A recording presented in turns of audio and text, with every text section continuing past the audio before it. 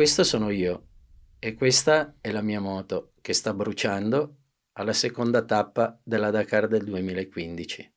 Ti starai chiedendo come sono arrivato qui.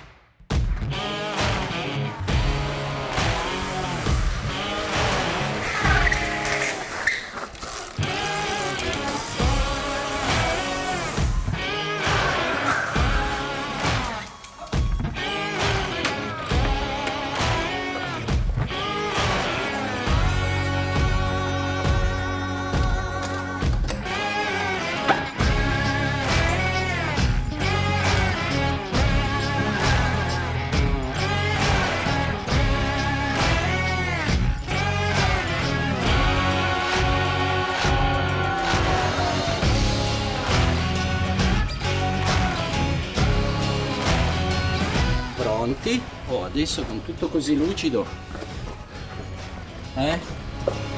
Finite qua. لا فانو تجنيت ارفض اريبارا ادرها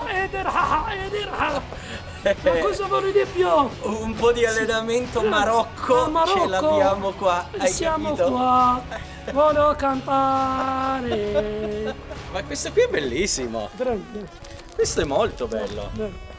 bellissimo. Bravi ragazzi, Guarda questo è che il mio figata. amico. Guarda che figata Forza questa Spagna roba. oggi, forza Spagna, dai. Questo è molto Vinciamo. bello, quanto vale? Come 10? Dammi 5, dai. 5 mi piace di Va più. bene, Vieni. parai. Guarda qua, che è Parai. andata. Parai, Guarda che ragazzi. bellezza. Forza E via. Italia. Ole ole. Ole. Buongiorno bellezza. Dov'è Frankie? Sta arrivando. Sempre in giro sto Frankie. Niente, Frankie non c'è. Io sono andato a provare il quad. No, mica, cioè me ne vado subito. No, non fa così. No, ma non si può fare. Cioè dove vai col quad? Ma no, ma roba da pazzi. Sono Cesare Zacchetti.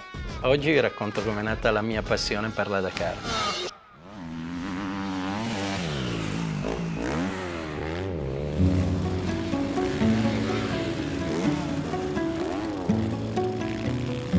Vicino ad un ristorante dove ero andato con i miei c'era una pista di motocross, di Bra, dove sentivo le moto che giravano e da quel momento mi è entrato nel sangue il desiderio di avere una moto. Sentivo le moto che andavano su per il salitone con il loro rumore inconfondibile che da quando sono tornato a casa ho iniziato a ripetere in continuazione, ho fatto diventare pazza mia madre, fino al punto che mi hanno comprato una moto perché passavo ore e ore a cambiare le marce e a scalare con il tipico rumore su per la salita.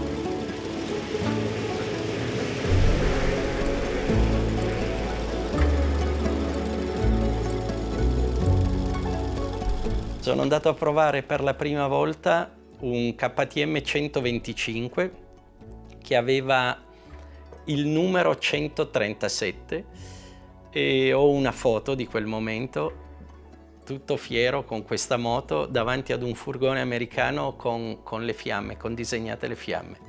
30 anni dopo sono partito per la mia prima Dakar in Sud America, al raggiungimento di un sogno, e avevo una KTM 450 Rally, mi diedero il numero 137 e poi sono comparse anche le fiamme.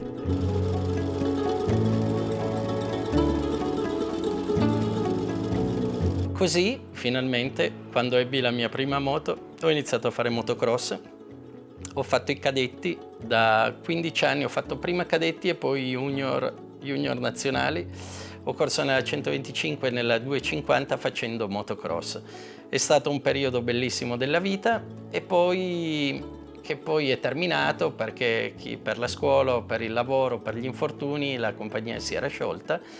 Mi è ritornata la passione tanti anni dopo. A 40 anni ho iniziato con gli amici a riandare in moto facendo una cavalcata e e successivamente una cosa un po' più lunga, i motorelli, e poi 2 giorni di gare, e poi il rally di Sardegna, e poi il rally di Albania, e poi il rally di Grecia, per cui questo desiderio di, oltre alla moto, no, di viaggiare, di vedere posti bellissimi, che si è allargata alla Tunisia, al Marocco, alla Libia, e così facendo è iniziato a comparire, a nascere questo sogno di voler partecipare alla Dakar.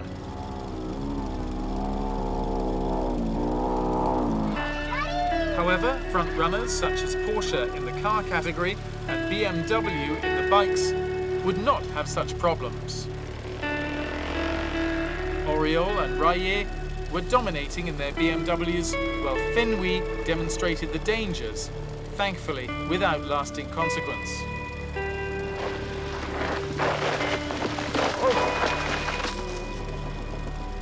But for private or professional entrants, the attraction of the event was still the same, drawing more and more personalities for the pleasure of taking a risk. Mass start was spectacular as competitors sped across the Tenere Desert.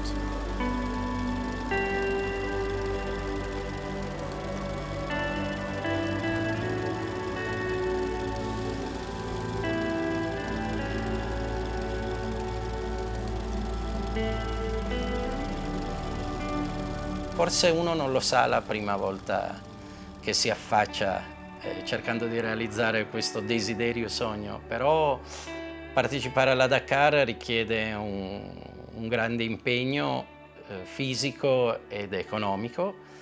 Ecco che la mia strada per prendervi parte fu quella di partecipare ai Dakar Challenge. Sono delle gare dove si dà l'opportunità dei piloti amatori che non hanno mai partecipato alla Dakar e che non sono mai arrivati tra i primi 10 nelle gare di Coppa del Mondo di vincere un'iscrizione alla Dakar.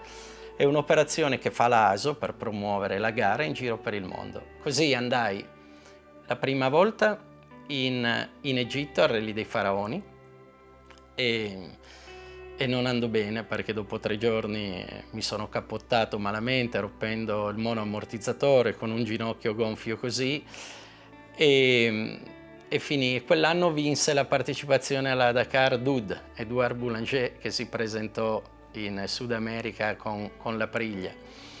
E però io ho continuato seguendo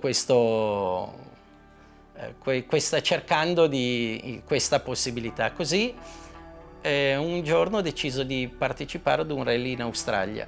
Anche in quello c'era la categoria Dakar Challenge. Per partecipare ho avviato questo piccolo progetto, si chiamava Australia Asian Safari. Avendo io una bottega, ho fatto questo piccolo salvadanaio dove per ogni t-shirt venduta mettevo 5 euro e per ogni felpa venduta mettevo 10 euro. Ho raccolto la cifra per partecipare a questo rally in Australia, per cui bellissimo viaggio. Alla fine della gara arrivai secondo nella classifica Dakar Challenge. Aveva vinto un americano, dunque si era aggiudicato il biglietto per la Dakar gratuitamente. E io ero arrivato ad un pelo. Però senza voler male a nessuno mi era rimasto un po' il desiderio di poter partecipare, per cui un pochino avevo gufato. Un giorno mi compare sul telefono una chiamata più 33 e dico questo è Parigi che ha più 33,1, dico qui potrebbe essere. Rispondo ed era il responsabile dei concorrenti della Dakar che mi avvisava che l'americano non partiva, non prendeva parte alla Dakar, pertanto potevo godere, essendo arrivato secondo, scalava a me il diritto di partecipare. E così in brevissimo tempo ho organizzato tutto per poter essere a Le Havre ai primi di dicembre e partire per la mia prima avventura.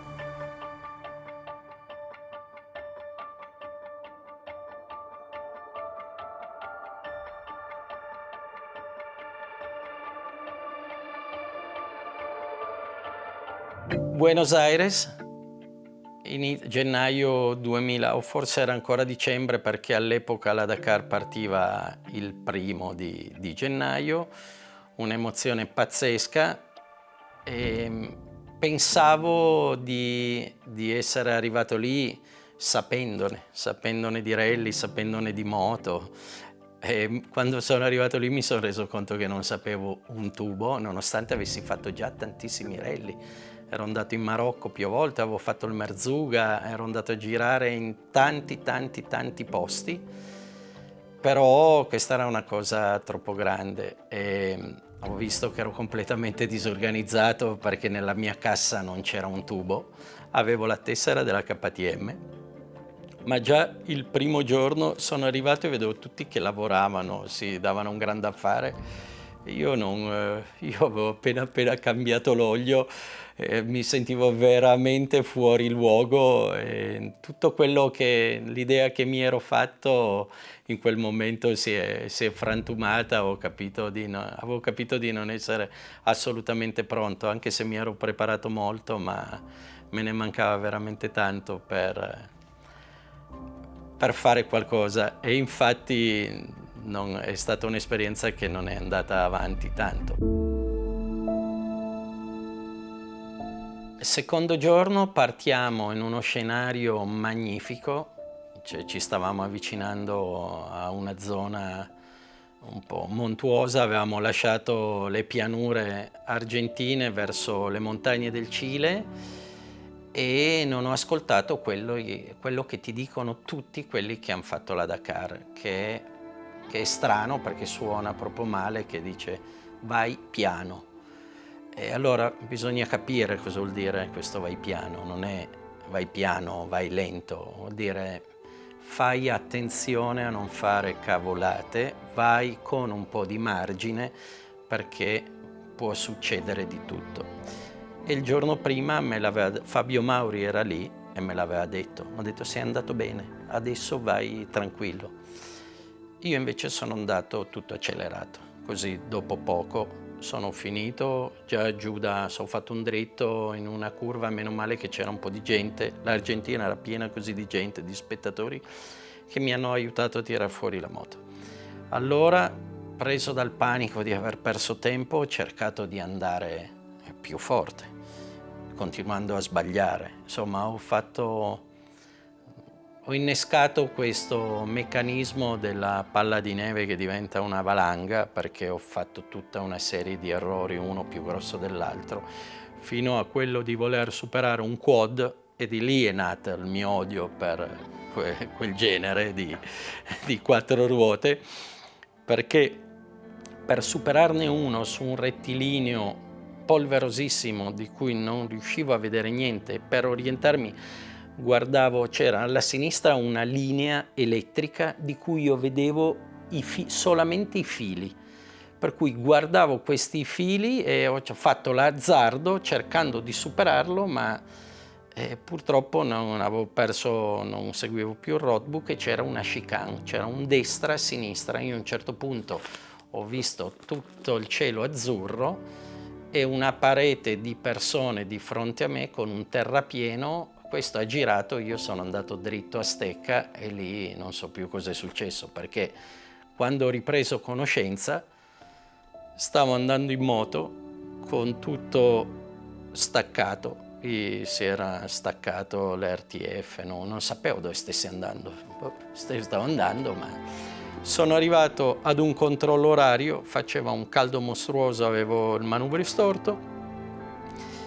Ho cercato di aggiustare un po', ho aperto le piastre, ho cercato di mi ero dimenticato di bere probabilmente.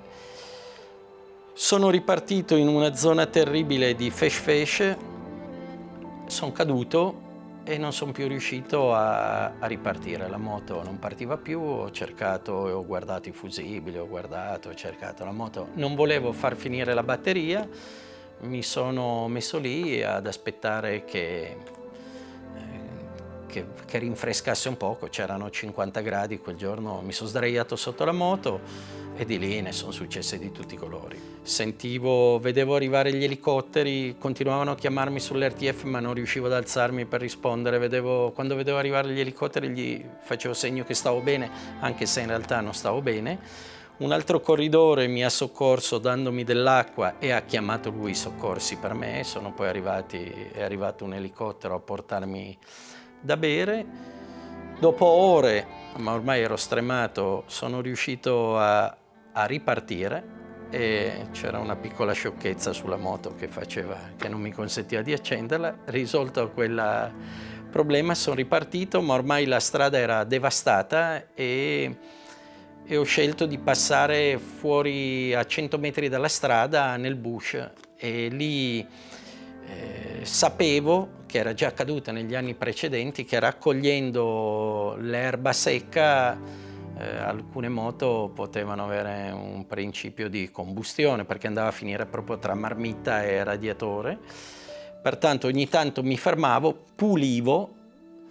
E l'ultima volta che mi sono fermato, quando avevo deciso di rientrare nella strada, ho guardato e ho visto una piccola fiammella. Scendendo dalla moto l'ho inclinata e probabilmente è scesa un po' di benzina dagli sfiati, in un attimo ha preso fuoco tutto e non c'è stato nulla da fare.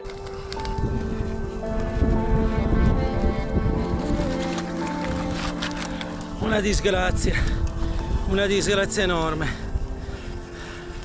Dio, quanto mi dispiace.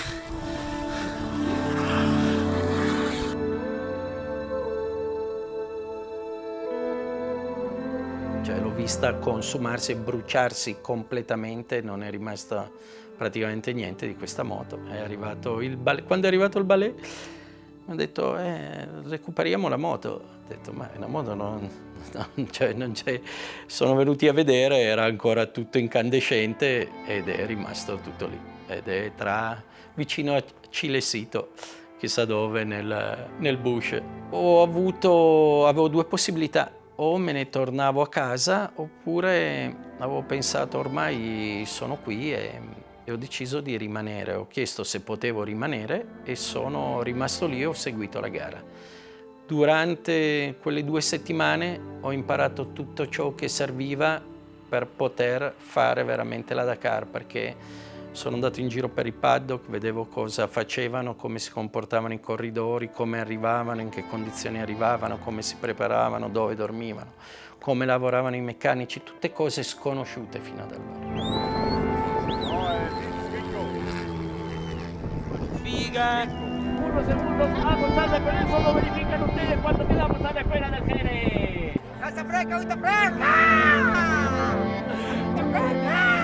Grande! Ciao!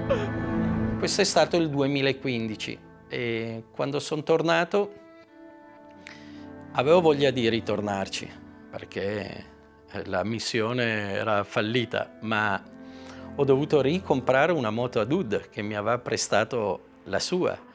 È stato gentilissimo perché gli ho comprato un'altra moto, non una rally, ma un'altra moto per il quale comunque mi sono fatto un po' di rate e la Dakar l'ho chiusa lì e me ne ero fatta un po' una ragione. Ho detto mi è andata bene, non mi sono fatto male, si vede che doveva andare così e fine del film.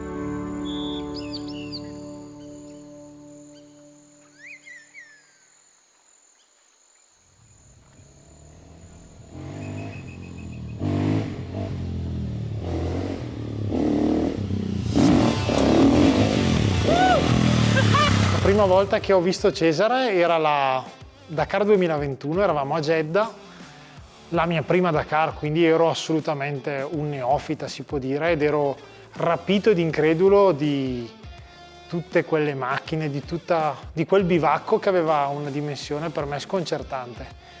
E poi in mezzo a quel bivacco, nella Malmoto, c'era questo individuo un po' particolare e praticamente non eravamo ancora partiti perché non c'erano state ancora le verifiche e questo qua era già con la moto tutta smontata, completamente divelta.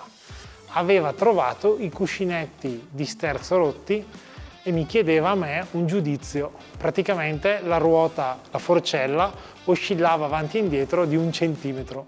E ho conosciuto Cesare, un uomo con la moto rotta prima ancora di partire, un uomo senza ricambi, perché ovviamente lui cuscinetti manco li aveva, e che è andato in giro ad elemosinare nel paddock, nel bivacco, non solo i cuscinetti, ma anche la manodopera, perché non aveva la pressa, non aveva nulla, quindi... E alla fine lui si è ritrovato con la moto a posto, senza fare praticamente nulla e senza neanche pagare i cuscinetti. Cosa ci ha preparato lo chef? Allora, farro, pomodorini, pesto E sale. e tantissimo sale. La moto di Portigno.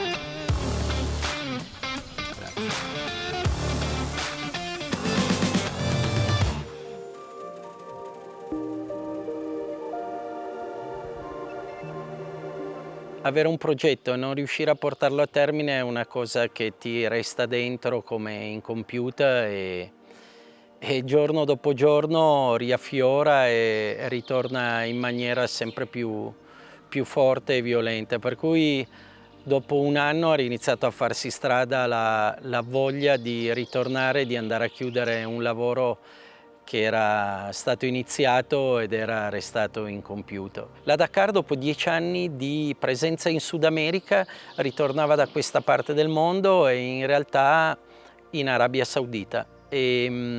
Hanno annunciato che si sarebbe svolta in un nuovo territorio e lì per lì mi sono rianimato e ho trovato una moto, una rally con cui ripresentarmi. Nel frattempo io avevo continuato ad andare in moto, ad allenarmi, a fare i motorelli, a fare dei rally minori e così ho partecipato alla prima edizione della Dakar in Arabia Saudita. Era un po' una rivincita e un po' il desiderio di scoprire dei nuovi territori e così è stato.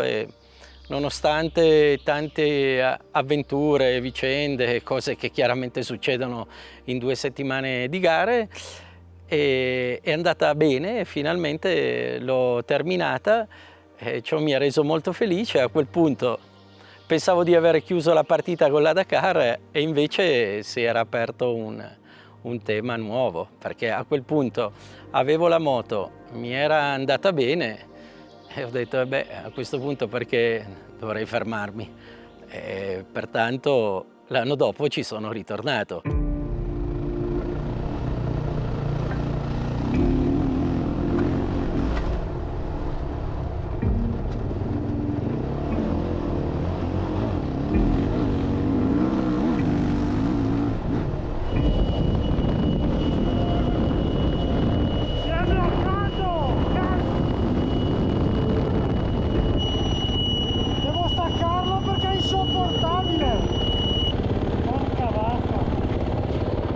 Questa volta tra i nuovi italiani c'è anche un ragazzo giovane, super intraprendente, che si presenta alla Dakar con una moto tutta artigianale, fatta in casa, piena di ammenicoli e con un grandissimo progetto, la voglia di raccontare questo evento come non aveva mai fatto nessuno prima. E tutti siamo un po' così, quelli che si conoscono dicono ma guarda che questo qui sta iniziando a fare una roba difficile, perché già è complicato così, cioè pensare, riuscire a fare tutto. E io vedevo la presenza di Tiziano con telecamere, video e dicevo come farà a riuscire a trovare la concentrazione per correre, per seguire, per raccontare questa storia.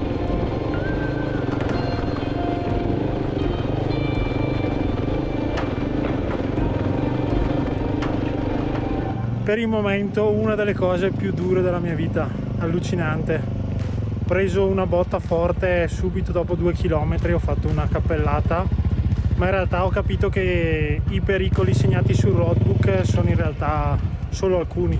Prima tappa, Dakar 2021, mi ricordo ancora, c'erano 311 km di trasferimento per arrivare alla partenza. E niente, arrivo, tutto bene, e dopo una decina di minuti abbondanti arriva anche Cesare, ma è dilaniato. È caduto sull'asfalto, non ho capito perché, era molto confuso, sta di fatto che aveva mani, petto, casco, moto, tutto distrutto ancora prima di partire per la Dakar. E lì io ero un po'... me la credevo un po' troppo, non avevo ancora capito nulla della Dakar. Infatti caddi tipo al chilometro 2.6, però in quel momento pensai proprio, ma questo qui, dove cacchio vuole andare?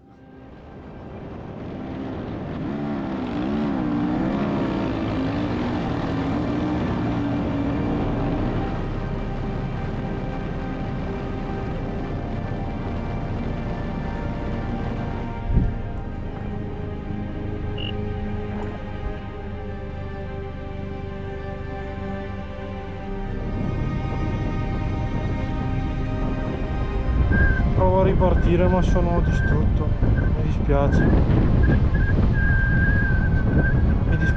La mia Dakar quell'anno andò un po' così, mi ritirai la terza tappa, un polso rotto, 6 costole rotte e tanta delusione. Però ebbi la fortuna di poter seguire la gara tappa dopo tappa, un po' come un cantastorie, e vedere i volti di tutti i piloti italiani che mano a mano calavano, sempre di meno, ogni giorno diversi, ogni giorno sempre più affaticati, ogni giorno sempre più impressionati da una Dakar durissima. Tiziano. Lunga? Puttana Eva, sono tutto vibrato. Tiziano, in seguito ad un incidente, ad una frattura ad un polso, non riesce a proseguire, gli diciamo resta qui, e da lì nasce tutta la storia Rally Pov del racconto della gara dall'esterno, e gli chiedo se può prestarmi la sua giacca, perché la mia era... che bellezza! Il nuovo sponsor! Oh yeah! Grazie! Freddo maledetto! Con la sua giacca io riparto alla Dakar. Io avevo il numero 78, questa aveva un altro numero, ma nessuno se ne accorge fino a quando cado. Non mi ricordo, era la sesta tappa, prima del giorno di riposo.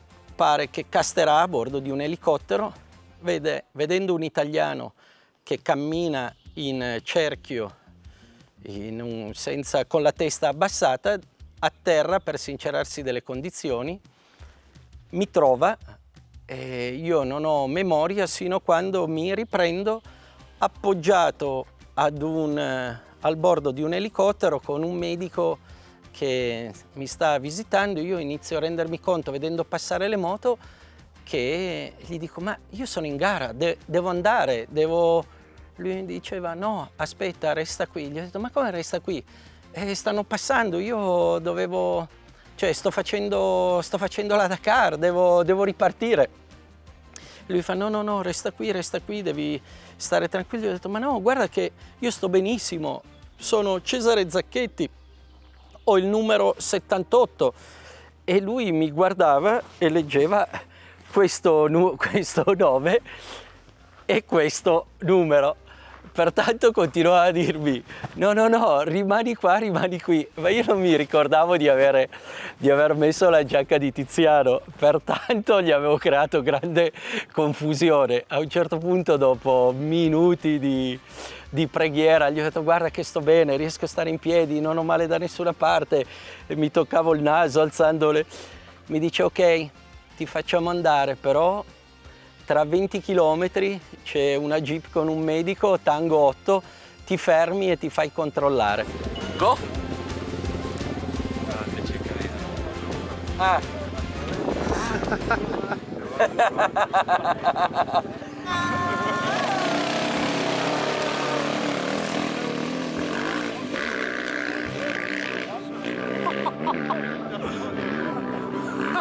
più di tutti mi colpì Cesare, che per quanto male organizzato, per quanto sembrasse improvvisato sempre, per quanto leggero e sempre sorridente, alla fine lui tutte le sere era il primo ad arrivare.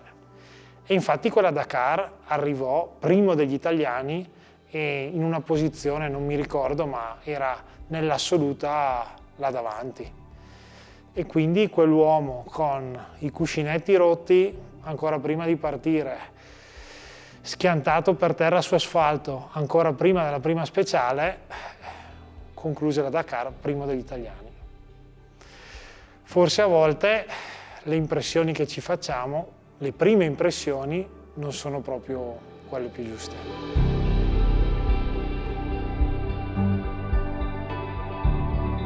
Questa gara poi a un certo punto ti entra dentro e tu ci pensi tutto l'anno.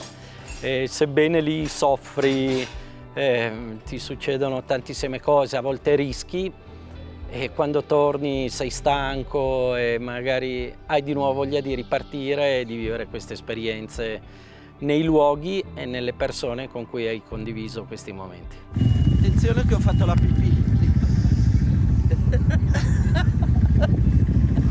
E così Cesare, dopo 4 Dakar, dopo un poker di 4 Dakar consecutive finite e in posizioni di tutto rispetto, forse doveva trovare un po' di stimoli, ma quando a fine settembre 2023 mi confidò che sarebbe andato a correre con una Kove, con una moto cinese, io dentro di me ho pensato, forse adesso è un po' esagerato, nel senso che è un pilota fantastico, veloce, per quanto faccia finta di non esserlo, ha un atteggiamento eccezionale perché è sempre positivo e riesce sempre a trovare il sorriso anche di fronte alle difficoltà, ai problemi importanti, però andare a correre con una moto poco testata, una moto comunque percepita più economica, voleva dire uscire realmente dalla sua zona di comfort in maniera pesante, soprattutto pensando che insomma è un bravo pilota ma non è un bravo meccanico, ecco. Fa le sue cosettine, però davanti a un problema serio non so se sarebbe stato in grado di risolverlo.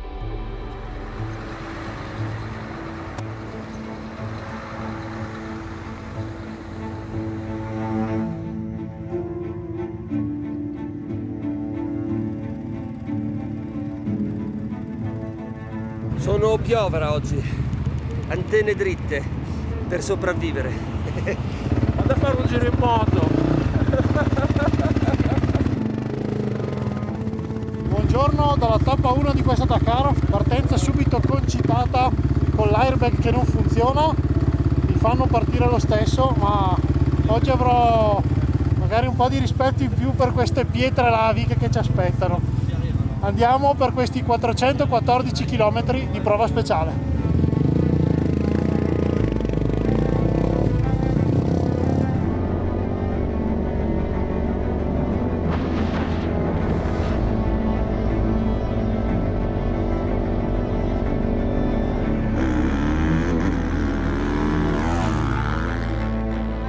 Gioele, com'è?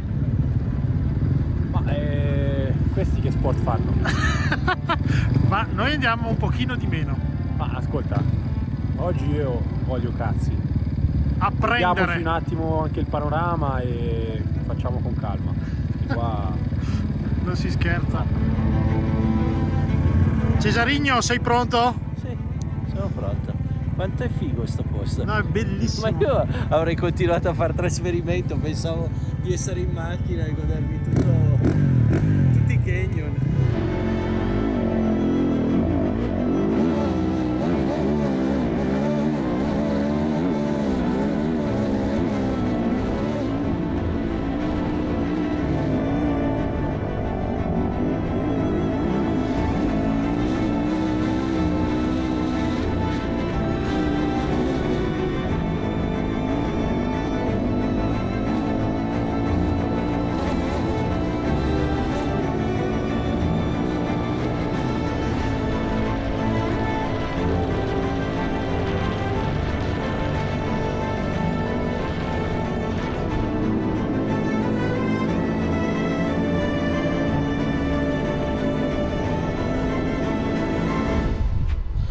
preso un cactus.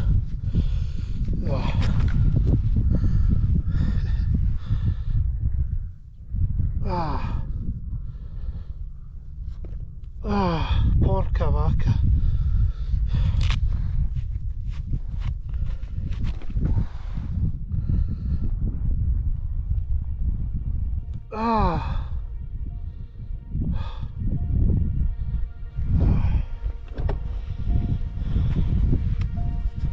Neanche in Messico.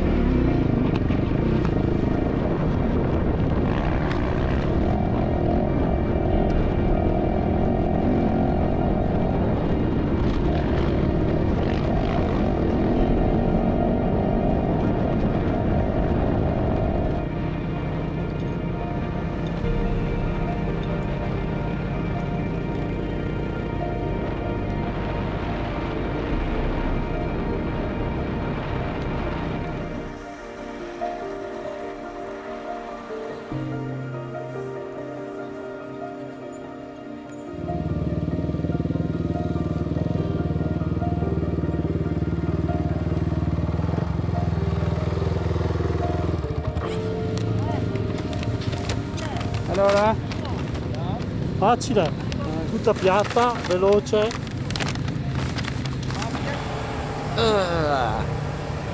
Oggi una bella tappa. No, ma se sono tutte così siamo finiti. Troppo duro. Oggi veramente una roba un po' violenta. Porca puttana. Avevo detto che non dicevo più parolacce. Una gara veramente tosta quest'anno, l'abbiamo capito subito dai primi giorni. Tracciati difficilissimi, super impegnativo, non c'era mai un secondo per godere dei paesaggi o le bellezze, perché pietre, scalini, carreggiate, veramente il primo giorno devastante, di pietre enormi lungo tutto il percorso, pietre nere, taglienti, laviche, cioè solo un terrore a cadere.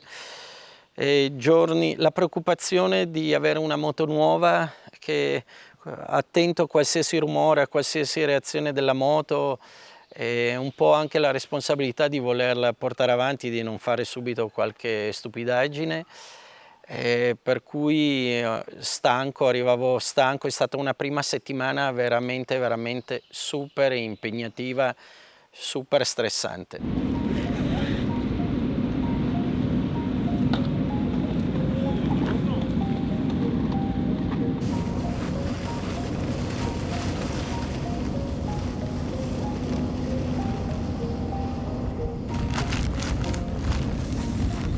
tutto bello ordinato. Al mattino. Guarda qua che pulizia. Letto fatto, minchia. Adesso qua metà tappa la fai già al mattino. A fare tutti sti lavori.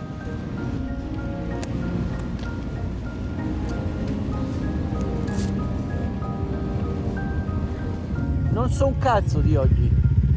Sono 450 km di speciale, 750 totali, con 2 neutralizzazioni. Ma ci sono dune, pietre. Ah, sì. 56% pietra, 9% dune, 16% sabbia e il resto gravel. Recupererò tutto nelle dune. Io nelle pietre.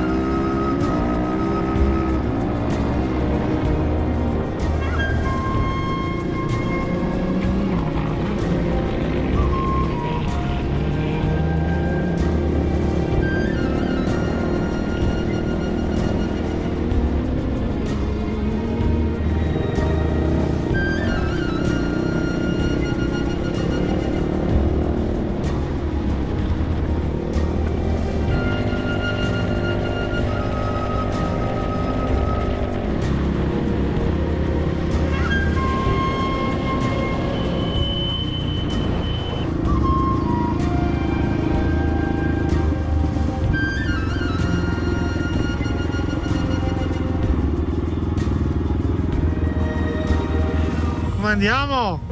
Bene, oggi Giornata facile? Madonna, che festiaccio. Non lo vedevo da tanto tempo così in sta misura. Bello, comunque siamo qua. E tu? Io tutto a posto. Bravo, domani siamo vicini, hai visto? Davvero? Sì, 3 minutini mi hai dato oggi. Bene, così stiamo insieme. Uno attaccato all'altro. Bene. Perfetto. Vieni a mangiare. Sì, arrivo. Faccio i massaggi.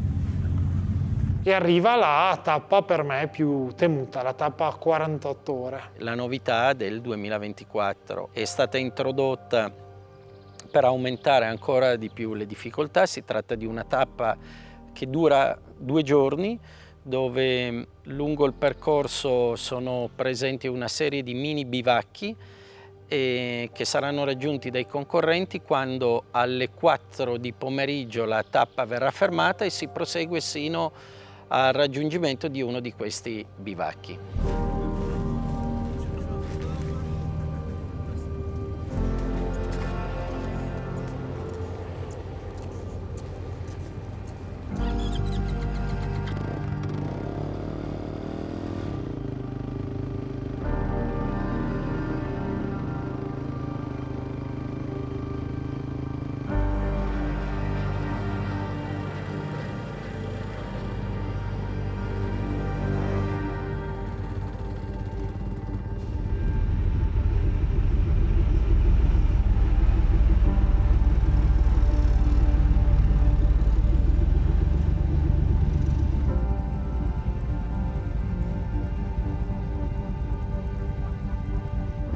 Dopo un centinaio di chilometri di trasferimento, arrivati alla partenza della speciale 48 ore. Lo sai che quando smetto di andare in moto faccio i corsi di danza? Però adesso ancora un po' di motina.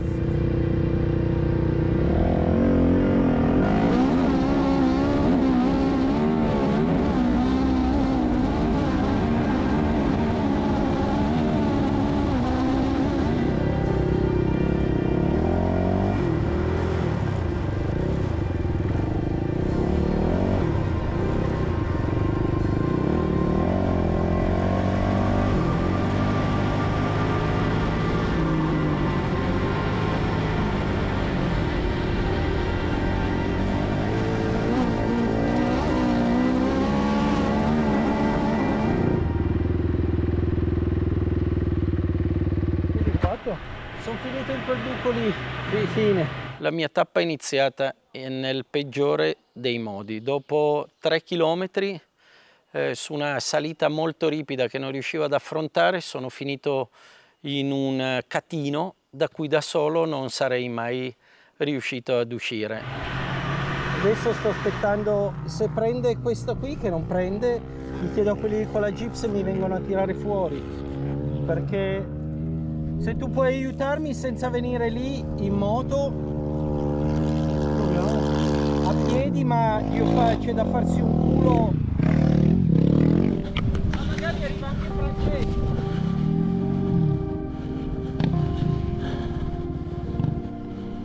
Puttana.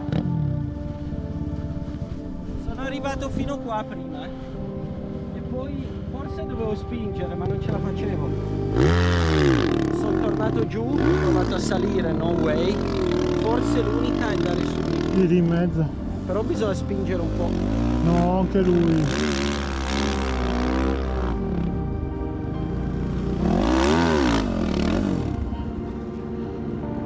Calma! È molle! Tiene che hacer así!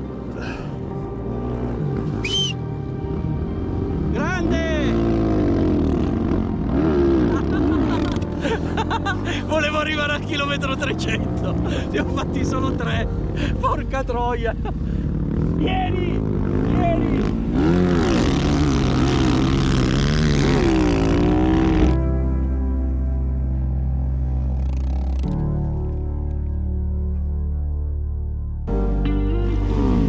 Lo vuoi vedere che mi arriva sulla moto? La sotterra! Ciao Fra! Vieni, vieni! Vieni! Ah, bisogna che andiamo su di qua. Dove poi è disceso, torni su.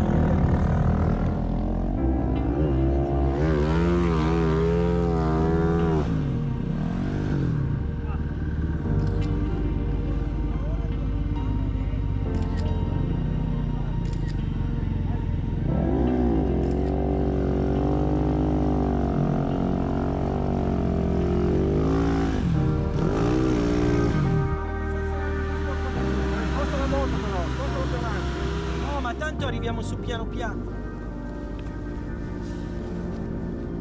Come stai, Se è così tutta la tappa, io non posso neanche 100 km, vado anche 300. Questa è una locura, Accendila, accendila.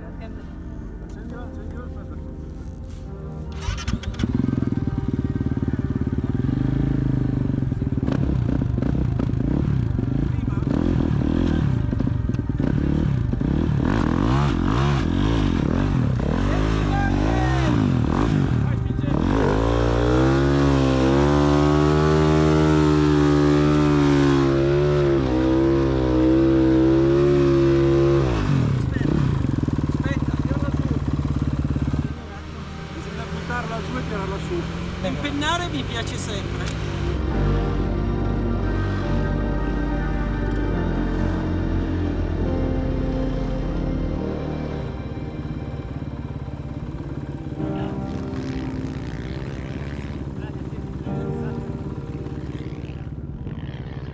E così, dopo aver tirato fuori la moto di Cesare, io partii subito. Partii perché era chilometro 3, avevo già perso 15-20 minuti e davanti a me avevo almeno 320 km da fare. Cioè il mio obiettivo era almeno fare metà della tappa, quindi arrivare al bivacco denominato B.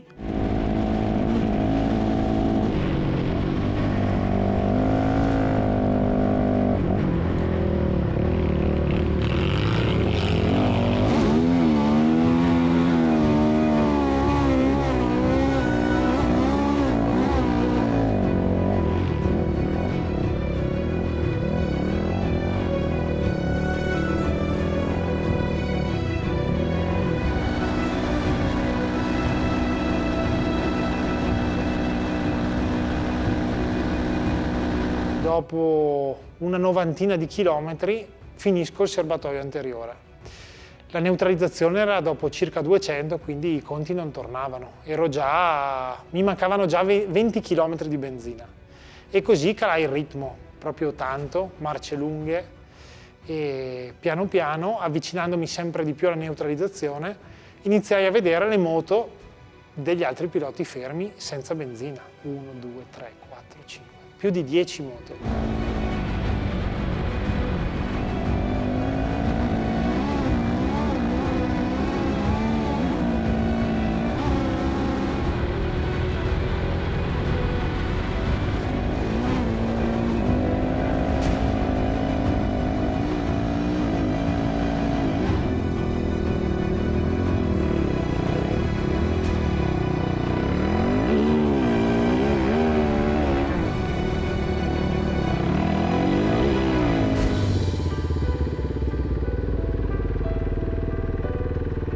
Arrivo alla neutralizzazione, aspetto quei 20 minuti e mi aspetto di vedere Cesare, perché Cesare è molto più veloce di me, ma Cesare non arriva.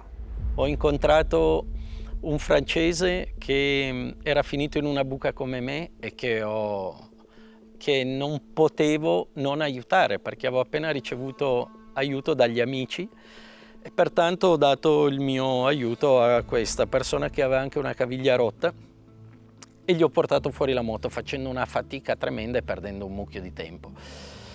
Mi rimetto in sella, lungo il percorso trovo prima Cavi Vega con la moto coricata a terra. Poverino, è stata la sua edizione più sfortunata. 2 giorni prima aveva perso, in seguito a una caduta, la torre. Questa torre, nel rimontarla, non aveva chiuso bene una vite che cadendo gli si era infilata tra pignone e carter, gli aveva bucato il carter, gli aveva fatto perdere tutto l'olio. Mentre mi fermo, era lì con l'acciaio liquido, era riuscito a riparare questa piccola fessura che gli aveva fatto perdere tutto l'olio e gli ho detto: ma adesso olio come fai? Ah beh, ma io ne ho sempre 1,5 litri. E aveva 3 bottigliette nella tasca della schiena con l'olio, per cui anche lui sarebbe appena riuscito a finire, sarebbe riuscito a ripartire. Dopo un po' incontro Tommaso Montanari in panne e con una faccia di cui ho una foto sconsolatissima, perché doversi fermare alla Dakar è uno dei colpi più brutti da assorbire. Chilometro dopo chilometro, duna dopo duna, il sole inizia a scendere. Scatta il timer delle 4, quindi quello che ti obbligava a fermarti nel primo bivacco che i piloti avrebbero incontrato, ma io ero nel mezzo del deserto. E lì, in quei minuti, in quei chilometri, mi sono preoccupato.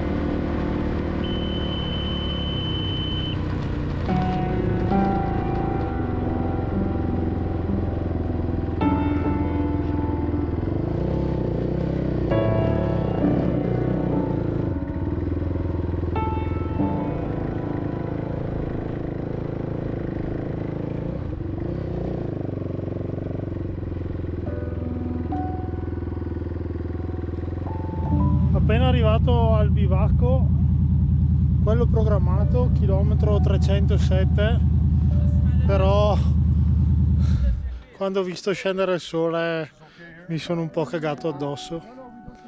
E è andata, non pensiamoci, arrivato giusto in tempo, il sole ormai è sceso. Passano i minuti, passano le ore, arrivano le ultime macchine con la notte, le moto no, e Cesare non arriva, Francesco non arriva. E sinceramente lì ho pensato che fossi l'ultimo degli italiani, Gioele davanti a me, Paolo Lucci davanti a me e io l'ultimo, perché i miei amici non c'erano e non potevano essersi fermati nel deserto.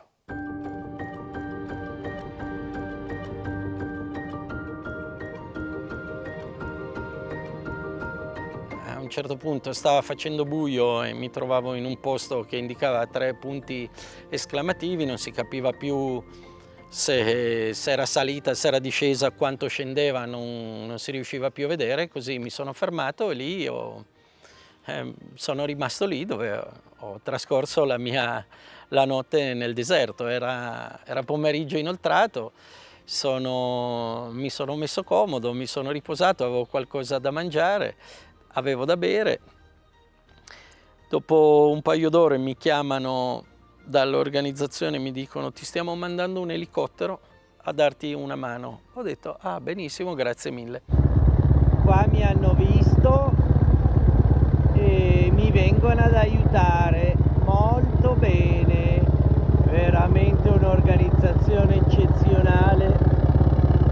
Allora, io mi trovo in mezzo alle dune, mi sono fermato perché era buio, ho avvisato che stavo bene, avevo da mangiare e da bere, però mi hanno mandato gli aiuti.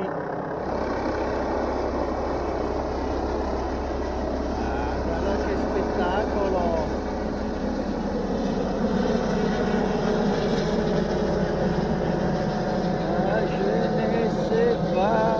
Arriva l'elicottero, io mi metto in una zona, vedo che mi puntano una luce, mi metto in una zona in cui era difficile che potesse atterrare perché io mi trovavo in cima ad una duna e non sapevo dove. Infatti questo elicottero ha girato un po' su di me e poi se n'è andato via. E ho detto: che strano che non sia successo niente, e fine, ho ricevuto questo aiuto psicologico. E comunque io ho trascorso la notte, ha iniziato a fare un po' freddo, pertanto mi sono scavato una buca accanto alla moto dove mi sono coperto con la sabbia, ogni 2 ore mi svegliavo dal freddo, facevo un po' di ginnastica e mi riprendevo un po' fino a quando ha fatto luce al mattino. A quel punto sono partito e ho visto perché era arrivato l'elicottero, perché mi avevano lanciato un sacco a pelo che ho riconosciuto perché era avvolto con 2 cinghie arancioni, era l'unico oggetto che c'era al fondo di una duna, ma era al fondo dalla parte opposta dove mi trovavo io, pertanto non accorgendomi ho trascorso tutta la notte al freddo e niente, lì mi avevano, oltre al sacco a pelo c'era anche un kit di viveri, ma sono rimasti lì. Questo è gâteau au chocolat.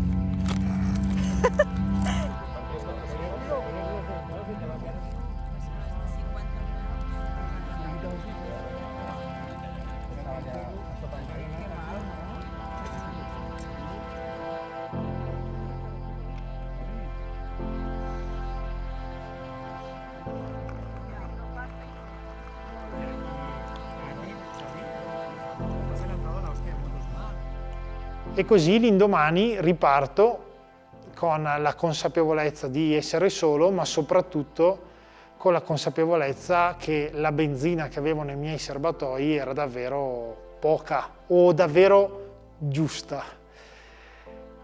E mi ricordo che praticamente tutta la giornata l'ho vissuta con una tensione perenne di rimanere senza benzina, e chiesi benzina a chiunque.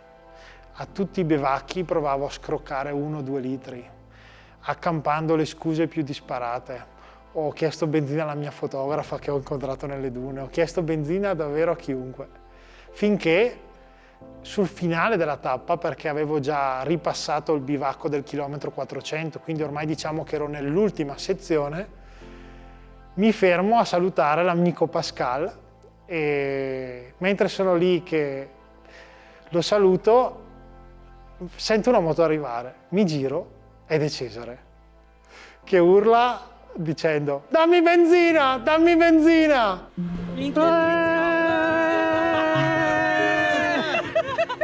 E ormai eravamo felici di esserci rincontrati, ci togliamo il casco, scattiamo una foto, insomma è una festa. Cesare ce l'aveva fatta. Mi dice che ha dormito nel deserto, ma lì per lì non riesco a realizzare la follia. Lì per lì sono solo immensamente felice. Mi dice che Francesco è tornato indietro, ma è molto... continua a ridere, continua ad essere felice probabilmente anche lui di avermi rincontrato. Cesare, un ottimo tempo, 28 ore e 32 minuti. Io? Sì. Perché? Perché non essendo arrivato al bivacco... Mi hanno dato 44 ore di penalità. Che sei sa? Ho avuto una sorpresa perché ho visto il mio tempo sullo schermo, che era un tempo altissimo, e chiedendo spiegazione al commissario mi ha spiegato che io, non essendo arrivato ad un bivacco, non ho mai avuto la neutralizzazione, pertanto il mio tempo è continuato ad andare avanti, avevo totalizzato un ritardo di 12 ore che aveva compromesso completamente la classifica, ma questo non importa nulla perché ce l'avevo fatta, ero riuscito ad arrivare al fondo della speciale più impegnativa. Finalmente finiva la prima settimana durissima e iniziavo a sentirmi a mio agio per il resto della gara. Buonasera ragazzi, che avventura! Oh. So good to see you. Ça va, Mathieu? Ouais, ça va. Ça fait plaisir. He slept in the news.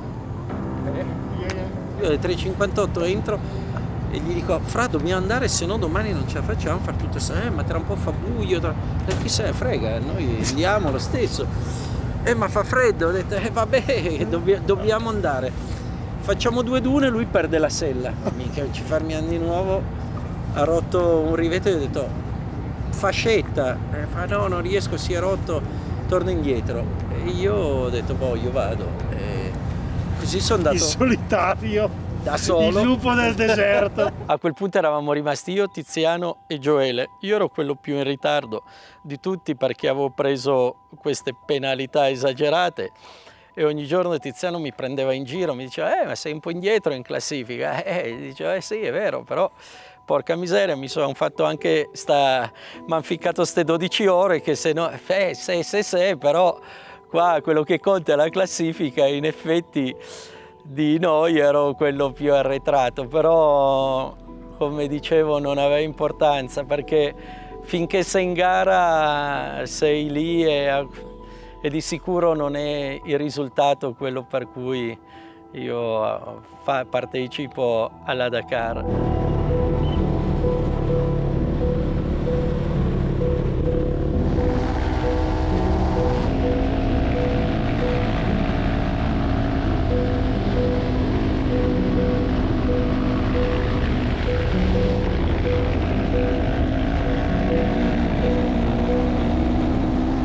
Recuperando, di sto passo 2 giorni e ti sono addosso.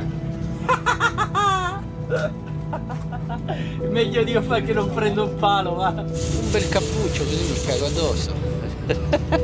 E così abbiamo fatto gli ultimi giorni insieme sino ad arrivare proprio all'ultimo, dove abbiamo fatto questi ultimi 180 o 200 chilometri godendo al massimo. Ecco, quella è stata la tappa, mi è piaciuto il trasferimento, mi è piaciuto fare insieme un po' io, un po' lui, guardandoci, andando accanto, cioè è stato bello, un bel modo di andare in moto, nonostante abbia 55 anni ho ancora voglia di andarci e ci andrò finché riuscirò a farlo.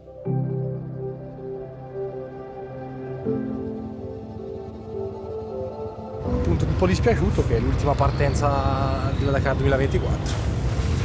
Grazie. C'ho anche i servietti. Grazie ragazzi, minchia, grandi che siete qua. Super supporto. Grazie, grazie.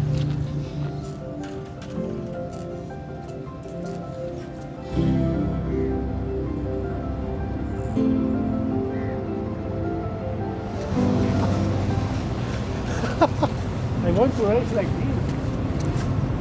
No? You don't like?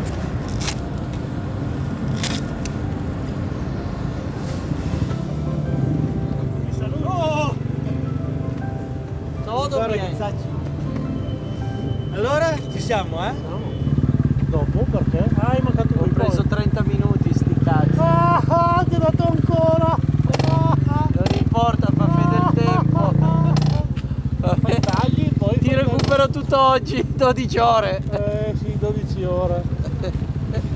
Dai, volevo farti andare un po' avanti, se no Dio fa il vecchio che legna. Sta bene, vero? So, c'è la classifica dice un'altra cosa. È giusto. Perché lui esce, va in basso, È fa lo giusto, è spritz, giusto. aperitivino, poi ritorna. Ho dovuto Poi fare un prende mucchio con di calma. marketing quest'anno. Buongiorno, come stai, Dici? Airbag? Helmet? Camelback? Al lupo, ci vediamo dopo. Ok, donata.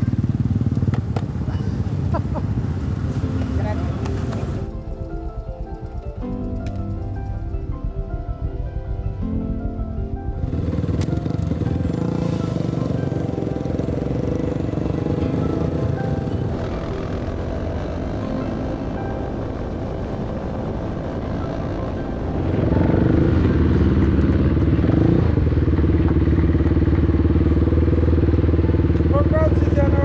Thank you for everything. Yeah? I'll show you that with pleasure. Thank you.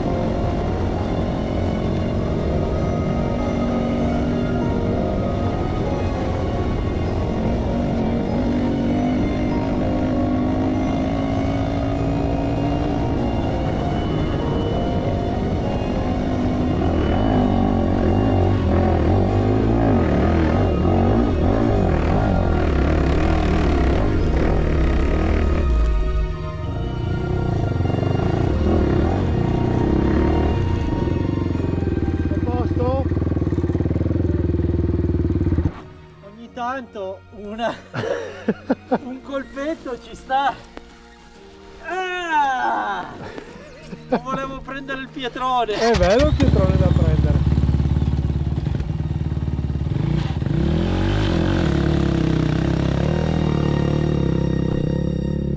nella Dakar puoi trovare tante storie di campioni, storie di eroi che ti possono insegnare valori come la tenacia, la dedizione, l'immaginazione.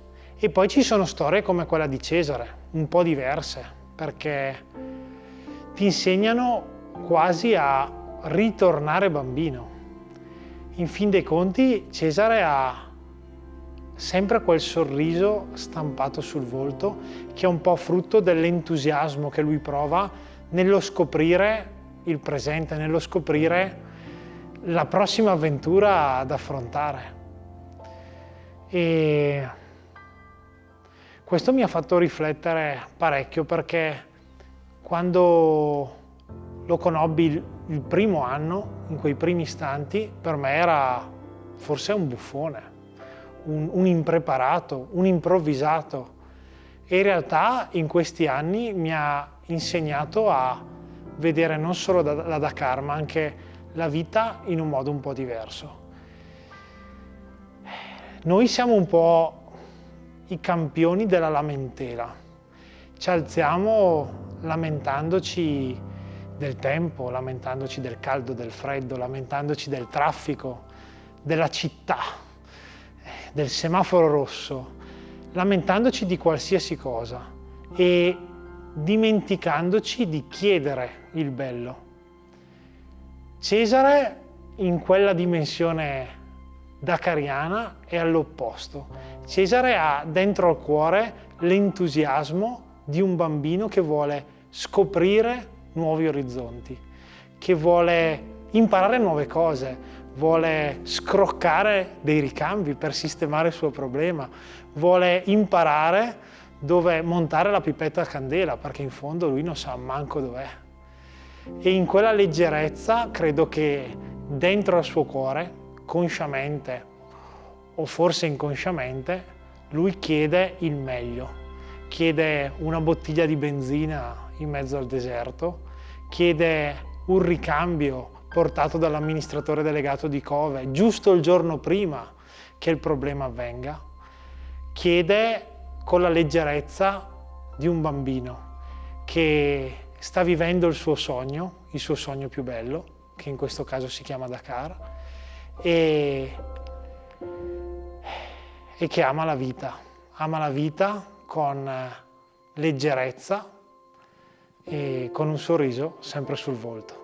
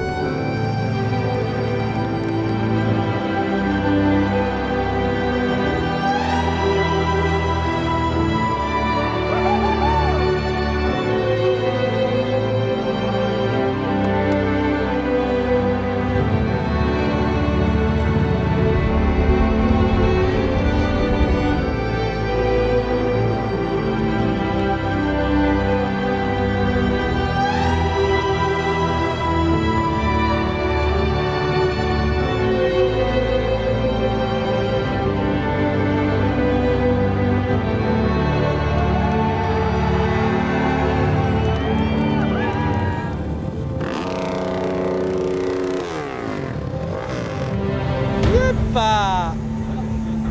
Minchia, non ci credo, domani pomeriggio sono in negozio. Porca.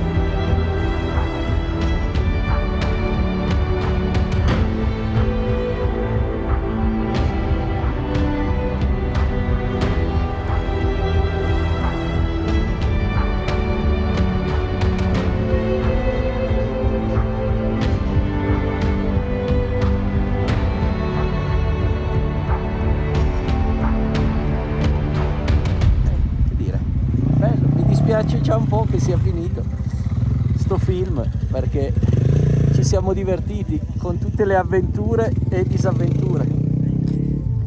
Oh, oggi gli pianto giù una sgasata davvero cretino. In fin dei conti Cesare è un uomo che a volte riesce a ricordarsi di essere un bambino, perché i bambini, quando sono in difficoltà, chiedono aiuto agli altri, e noi invece spesso ce ne dimentichiamo, ce ne vergogniamo. Un bambino chiede il meglio per sé, chiede ciò che desidera, chiede banalmente un gioco nuovo, esprime quello che desidera con leggerezza e fa di tutto per riceverlo, per guadagnarlo. Invece noi spesso ce ne dimentichiamo.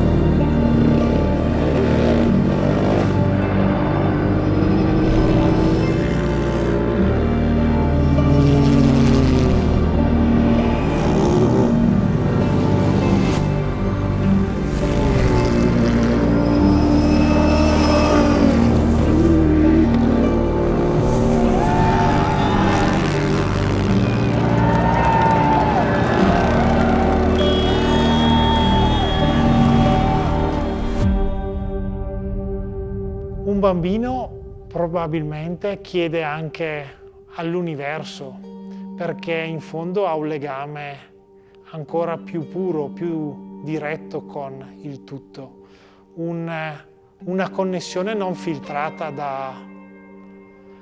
dai guardiani, dalle paure, da tutte quelle tensioni che inevitabilmente la vita ci porta. Un bambino chiede, sogna e desidera. E forse la Dakar, con questo strano personaggio, quest'anno ci ha insegnato che la Dakar può essere il miglior insegnante per rimanere bambini.